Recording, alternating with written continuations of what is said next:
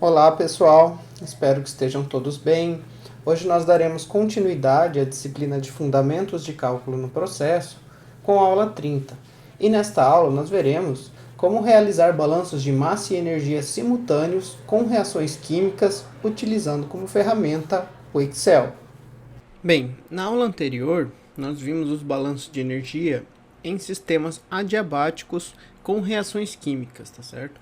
E para isso nós entendemos então um conceito, a respeito da temperatura adiabática de reação, ou seja, qual a temperatura do sistema considerando o sistema adiabático e que a variação de entalpia da reação ela é absorvida pelo próprio sistema para elevar sua temperatura em caso de reações isotérmicas ou reduzir a sua temperatura em caso de reações endotérmicas, tá certo? E vimos então um exemplo para isso, para entender como essa quantidade de energia gerada pela reação na temperatura de reação do sistema pode ser convertida em calor em variação de entalpia de aumento de temperatura, de calor sensível para o aumento de temperatura do sistema. E na aula de hoje, então, nós veremos um exemplo de balanço de massa e energia simultâneo com reações químicas utilizando o software Excel. Bem, em relação a balanços de massa e energia simultâneos, nós acabamos já realizando alguns problemas, sem reação química e também com reação química nas aulas anteriores.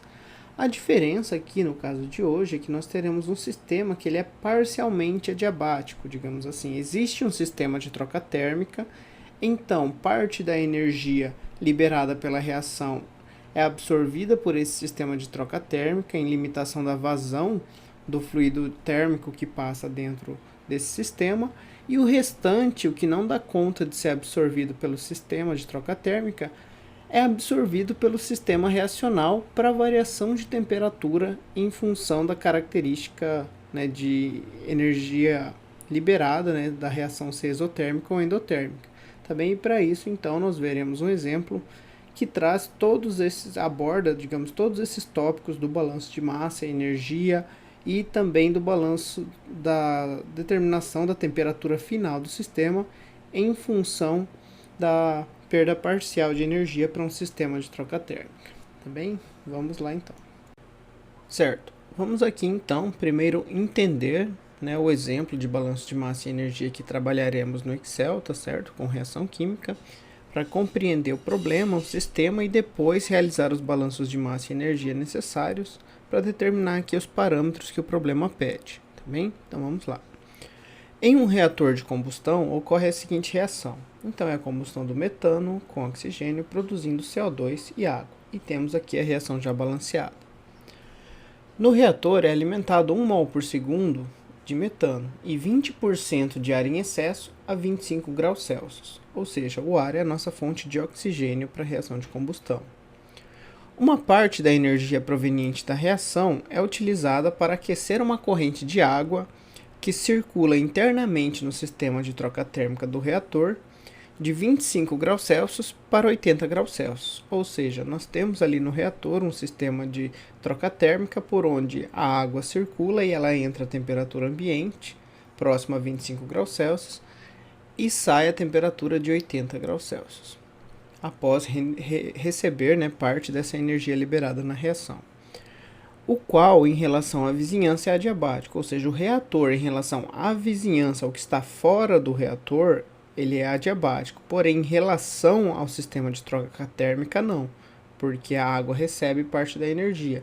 Então digamos que nós temos aí um reator, poderíamos ter um reator encamisado para troca térmica com um sistema de isolamento ao redor, ou um sistema de serpentina interior ao reator e um sistema de isolamento ao redor do reator para não permitir que ele troque energia com a vizinhança. Portanto, o restante da energia liberada eleva a temperatura dos gases de combustão, certo? Por ser uma reação de combustão, aqui a gente já implicitamente sabe que é uma reação exotérmica e que energia vai ser liberada pela combustão do metano. Considerando a reação completa para o metano e uma vazão de água de 190 mols por segundo, tá certo? Ou seja, temos aqui algumas informações que já vão ser úteis para os nossos balanços, e temos algumas bases de cálculo também que não vamos precisar definir, como 1 mol de metano por segundo alimentado no reator e uma vazão de água nesse trocador de calor no interior do reator de 190 mols por segundo. Bem, aqui temos então o fluxograma que representa esse sistema no qual o processo acontece. E então vamos aqui verificar, né, quais são os componentes do nosso fluxograma que estão lá na planilha do Excel, que vocês, né, utilizarão também depois para resolver o problema aí de vocês, lá no Moodle da disciplina, tá certo? Então vocês podem baixar a planilha não resolvida lá, e lá vai ter então a representação aqui, o nosso fluxograma, para determinar então as temperaturas de saída que o problema pede para a gente, que eu vou mostrar logo em seguida. Mas vejam então que nós temos uma corrente de alimentação do metano, tá certo? Então a corrente A aqui só com CH4 entrando dentro do reator. Uma corrente B com ar, tá certo? Composto aqui na nossa consideração então como ar convencional, com oxigênio e nitrogênio apenas na composição, entrando em uma corrente B também dentro do reator. Aqui no reator, então, vai acontecer a nossa reação com 100% de conversão do metano, ou seja, na saída não vai sair metano, porque ele vai ter reagido totalmente. Vai sair, então, os produtos da reação, CO2 e água, e a quantidade de ar que sobra, porque teremos excesso de ar e também porque o nitrogênio é inerte, né, não participa da reação, então o que entra dele aqui na corrente B é a mesma quantidade que vai sair na corrente C, tá certo? Lá dos balanços de massa, dos balanços molares que a gente já viu. E aqui temos então dentro do reator um trocador de calor, né, que está aqui então representado dentro do bloco do reator, onde é permitido então trocar a energia do sistema reacional com o fluido que passa nesse trocador de calor, porém a energia não sai do reator, tá? Para a vizinhança. Então, o trocador de calor recebe e absorve só a quantidade de energia que a vazão do fluido de água, né, que passa aqui nesse trocador de calor, consegue receber, né, devido à sua vazão, à sua condição de temperatura, tá certo? Então, o que sobra de energia acaba aquecendo os próprios produtos da reação e reagentes não reagidos. E nós determinaremos então a entalpia de reação. A partir da entalpia de reação, vamos determinar a quantidade de energia que a água recebe para entrar a 25 graus e sair a 80, como o problema informou. E o que sobrar é a energia que o sistema pode absorver para variar a sua temperatura. Legal? Bem, com isso, para este processo, determine a temperatura final dos gases, bem, ou seja, com a energia restante que não é utilizada na troca térmica dentro do reator, qual a temperatura de chama teórica do processo, ou seja, pela definição que nós vimos na aula anterior, então a temperatura máxima que os gases podem sair do reator, considerando o reator totalmente adiabático, ou seja, desconsiderando que parte da energia é removida pela água no trocador de calor, e qual a vazão de água para que a temperatura final dos gases seja 1000 graus Celsius. Bem, então vamos ver aqui, vamos lá para a planilha do Excel, tá bem? E lá então vamos resolver passo a passo, eu vou mostrar para vocês como se resolve os balanços de massa, os balanços de energia aqui para o nosso sistema com reação química, tá bem? Vamos lá para o Excel então. Certo, aqui temos então a planilha, tá elaborada com os dados do nosso problema, com o esquema das correntes, das composições que entram e saem para o balanço molar, que nós resolveremos primeiro, e depois aqui o espaço para determinação das quantidades energéticas por meio das expressões do balanço de energia. Bem, esse é o problema também que eu deixei para vocês disponível lá no template, tá certo? Para problemas de balanço de energia, quando vocês estiverem resolvendo então os exercícios do trabalho prático, vocês podem utilizar ele e ver em mais detalhes o processo de resolução desse problema, tudo bem? Mas temos aqui então, né, eu trouxe a planilha aqui já resolvida, mas eu vou explicar para vocês passo a passo como a gente faz os balanços, porque algumas expressões, principalmente as de CP, elas acabam sendo muito grandes, tá certo? Então, por isso é mais fácil eu deixar ela pronta e mostrar ela aqui para vocês. Demandaria mais tempo aqui para ficar digitando tudo. Mas vamos lá então. Primeiro, o balanço molar. Nós temos a base de cálculo, então 1 mol de metano por segundo entrando no nosso sistema em estado estacionário e aberto, tá bem? Então isso já ajuda a gente nas simplificações do balanço de energia. E aqui as informações então de que a conversão do metano é de 100% e 20% de ar em excesso. Bom, sabendo a quantidade de ar em excesso, nós determinamos então a quantidade da corrente B, que traz para a gente a quantidade de ar, tá certo? Então, inicialmente, nós determinamos então a quantidade de oxigênio, como sendo o oxigênio teórico, e pela estequiometria da reação ele é 2 vezes a quantidade em mols de metano, portanto, a quantidade teórica nós determinamos então multiplicando por 2 a base de cálculo, mais em cima disso 20%, tá certo? Então, o percentual em excesso vezes a quantidade teórica aqui novamente. Determinamos então o oxigênio da corrente de ar de alimentação. Com o oxigênio, como nós conhecemos a fração do ar, de 21% oxigênio e 79% nitrogênio, nós podemos determinar a vazão total da corrente de ar, tá certo? Então, dividindo a vazão molar de oxigênio pela fração do oxigênio, tá bem? Já que a fração é a vazão do oxigênio sobre a vazão total, nós então, como já fizemos várias outras vezes, isolamos a vazão total como sendo a vazão do composto dividido por sua fração.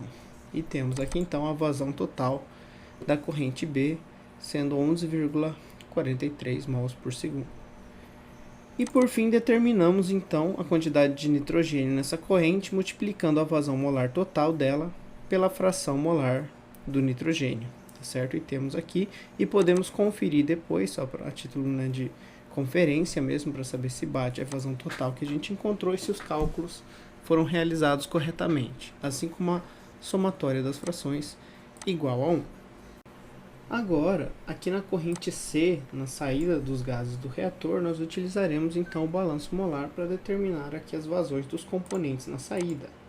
Certo? Inicialmente, o metano, com a conversão dele é 100%, então não sai nada de metano nos gases de exaustão do reator. O CO2, então, pela nossa expressão aqui e a nossa estequiometria, sendo então a conversão 100% e a base molar de alimentação do composto aqui nosso de referência também sendo 1 mol por segundo, a extensão de reação acaba sendo 1 mol reagindo.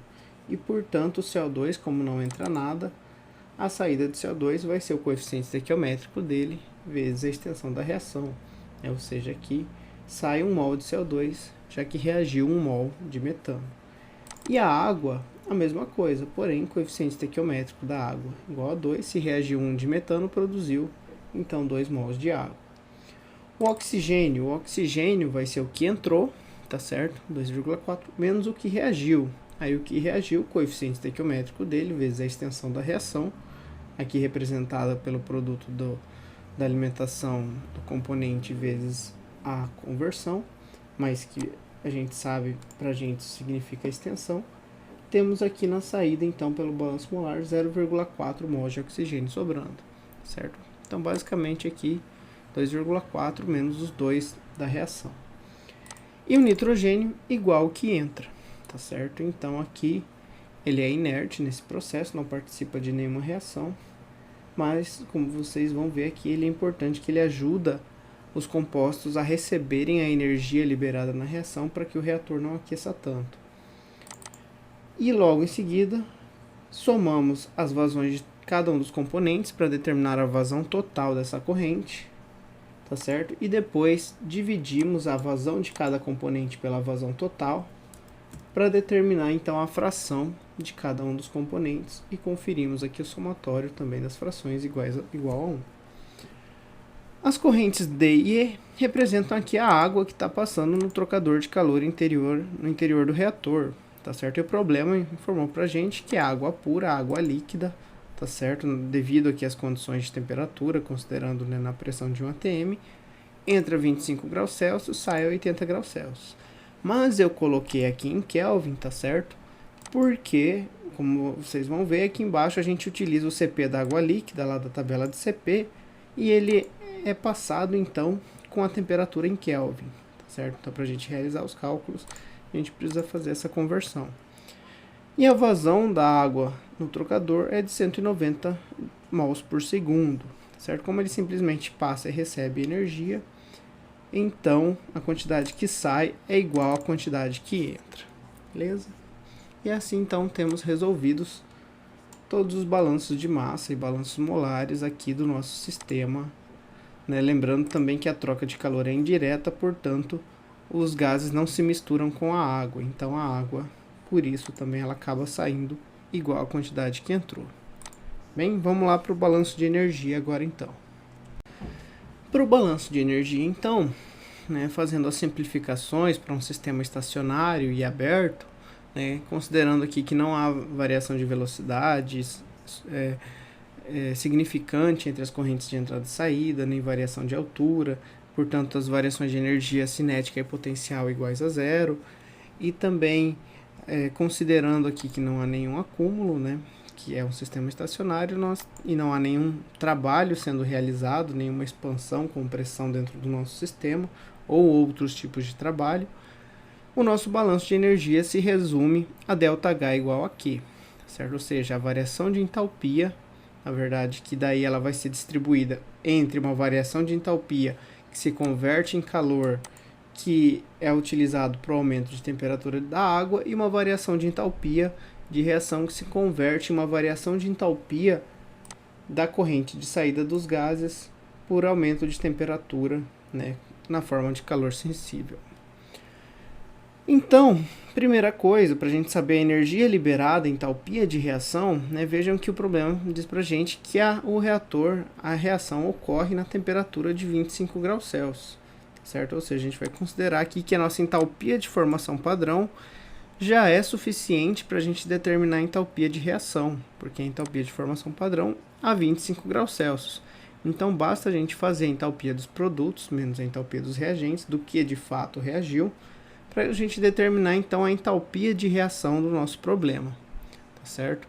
E realizando aqui os cálculos então, né, eu peguei lá da tabela de entalpia de formação padrão, do apêndice, que eu deixei disponível lá para vocês, né, só tomar cuidado com as unidades, tá? Lá está em kJ por mol, aqui eu coloquei em joule por mol. Nós temos então uma entalpia de formação aqui equivalente à entalpia dos produtos, vezes o coeficiente estequiométrico dos produtos, né, ou as quantidades que foram produzidas, no nosso caso aqui, de CO2 e água, vezes as suas respectivas entalpias de formação, menos a entalpia dos reagentes, né, do que reagiu. O oxigênio a entalpia é zero, mas eu coloquei aqui ainda assim, e a entalpia do metano aqui também negativo por ser reagente, tá certo? E aqui determinamos então a entalpia de reação. E a partir daqui, a gente agora vai ver qual é a energia necessária para fazer o aquecimento da água, descontar dessa entalpia, que foi a energia liberada na reação, para saber a quantidade de calor sensível da água em que essa energia liberada se converte. E, por fim, com o que restar, a gente vai determinar a variação de entalpia dos gases e também a temperatura de saída dos gases, que é isso que o problema pede inicialmente. Bem, determinado então a quantidade de energia que foi liberada pela reação, vamos ver a quantidade de energia necessária para o aquecimento da água, tá bem? E aí, parte então da energia de reação, caso seja suficiente, vai ser utilizada para fazer o aquecimento da água, né, transferindo calor para a água, de acordo aqui com as condições de temperatura. Ela entra então a 298,15 Kelvin, que corresponde aos nossos 25 graus Celsius, e sai a 353,15 Kelvin, que equivale aos nossos 80 graus Celsius. Bem, aqui poderíamos, né, fazer de várias formas, considerando um CP constante da água na fase líquida, porque o CP do líquido não tem tanta influência da temperatura quanto do gás, ou fazer a integral de CP dt com os parâmetros da água nesse intervalo de temperatura, com essa vazão e com esses valores, né, de temperatura, ou eu posso fazer como eu fiz aqui, já que inicialmente a gente vai fazer o problema com o CP médio, calcular um CP médio para a água nesse intervalo de temperatura, de 298 a 353 Kelvin. E para isso, então, eu integro, né, CP/dt nesse intervalo de temperatura e divido por esse intervalo de temperatura, T2 menos T1, como a gente já viu o cálculo do CP médio nas aulas anteriores. E aí é esse valor de CP que eu vou utilizar para calcular a variação de entalpia da água. Então, daí, para isso, podemos usar, né, MCP ΔT, né, com o CP médio da água nesse intervalo de temperatura aqui determinado. Então, multiplicamos aqui a vazão molar vezes o CP médio, que já está em joule por mol. Então, nossa unidade de vazão é mols por segundo. A gente vai obter, então, por mols a energia em joules, daí tá certo? O CP em joules por mol, e aí a unidade de temperatura relativa, né, à temperatura especificada lá na tabela de CP. E no caso, para água líquida, era o único componente, então, que estava com a temperatura em Kelvin, vezes a diferença de temperatura em Kelvin, tá certo? Então, MCP ΔT. Só que aqui o M é a nossa vazão molar, por causa que o CP é um CP específico molar, e o nosso ΔT em Kelvin, por conta do CP da água líquida, ser feito para o cálculo em Kelvin. E vejam então que em ordem de grandeza, tá certo? A quantidade de energia necessária para o aquecimento da água nesse intervalo de temperatura é menor do que realmente a energia liberada pela reação, tá? Em valor absoluto. E, portanto, vai sobrar energia para aquecer os gases na saída. Temos então aproximadamente 803 kJ que são liberados pela reação. São necessários 788 kJ para fazer a elevação da temperatura da água e sobram então, e daí nós precisamos fazer essa conta, né, em valor absoluto, porque a energia liberada pela reação é negativa em relação ao sistema, porém ela é absorvida pela água de forma positiva e o restante que vai sobrar vai ser convertido, né, em energia térmica para os gases, mas para que a gente possa ter esse valor em quantidade de energia disponível, a gente vai fazer o cálculo aqui como sendo o módulo, né, da quantidade de energia liberada necessária pela água, mais a quantidade de energia liberada pela reação. Então, por conta disso, sobram 14 kJ ou 14.007 joules de energia para elevar a temperatura dos gases. Bem, dessa forma, então basta a gente utilizar essa energia como uma energia disponível para a variação de entalpia dos gases na saída.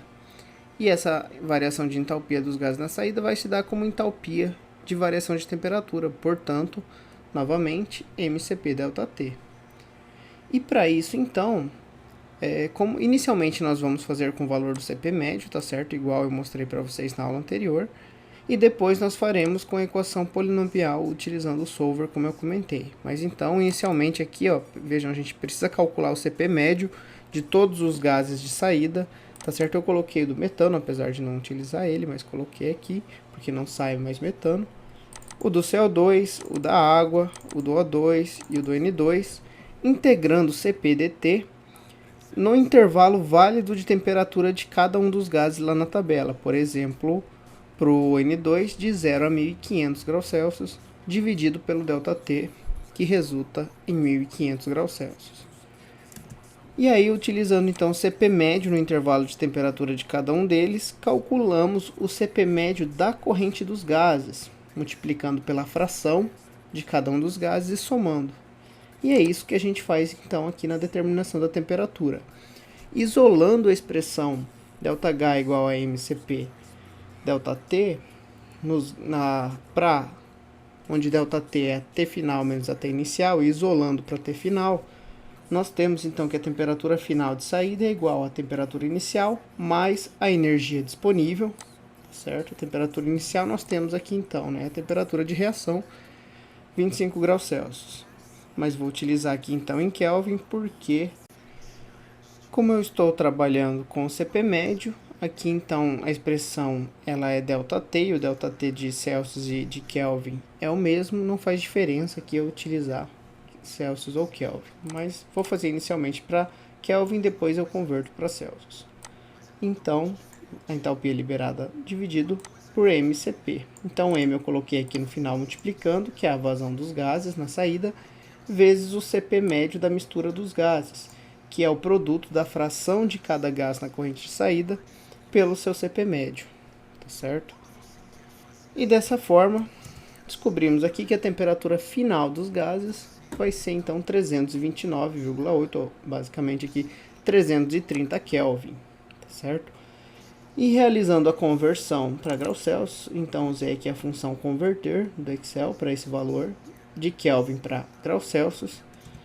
Temos uma temperatura de saída de 56,65 graus Celsius, ou seja, vejam que com a energia que sobra da reação, após aquecer a água no trocador de calor, ainda é possível elevar, no nosso caso aqui, né, 25 mais 6, quase 32 graus Celsius de temperatura da corrente de saída, tá certo? Então ainda assim aquece um pouquinho os gases, apesar do sistema de circulação aqui da água está removendo parte dessa energia. Mas dependendo do reator, essa pequena elevação aqui não é um problema, né? Em certos casos é até favorável para a reação, mas então nós conseguimos aqui determinar o que o item A pedia para a gente, tá certo? A temperatura final dos gases.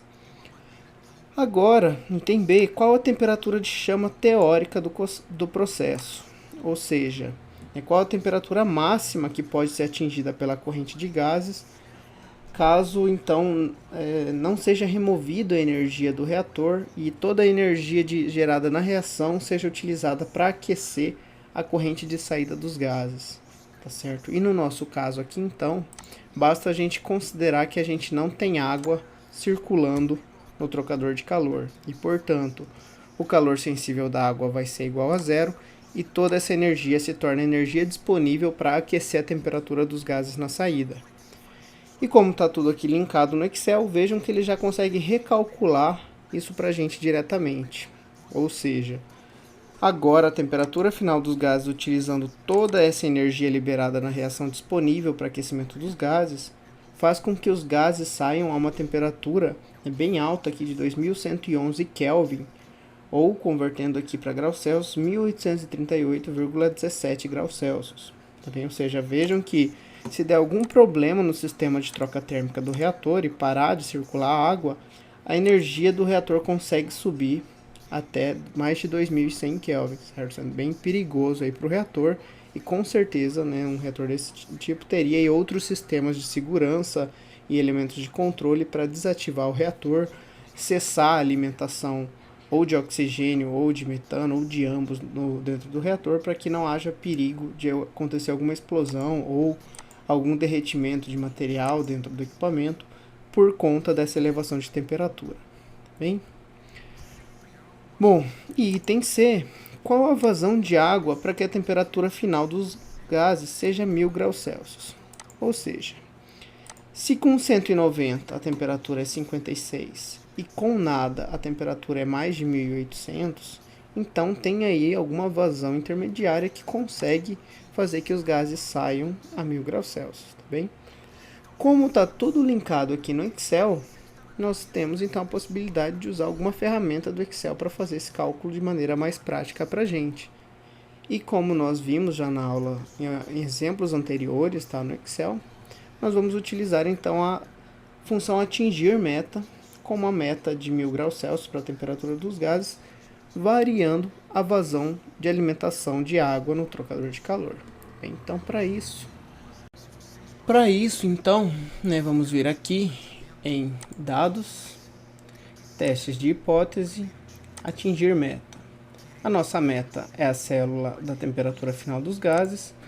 O valor que a gente deseja obter é de 1000 graus Celsius, alternando a célula da vazão de água. Então, como esse resultado está linkado com o parâmetro dessa célula, ele vai fazer um processo iterativo aqui de cálculo, buscando qual o valor necessário dessa célula para que essa célula se torne um resultado igual a 1000.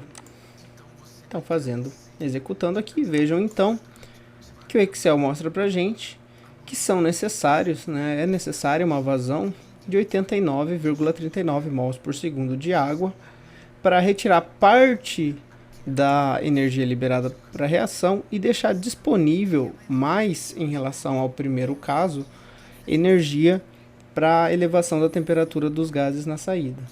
e, portanto, aqui a temperatura dos gases na saída para essa vazão, 1000 graus Celsius ou 1273,15 Kelvin. Beleza?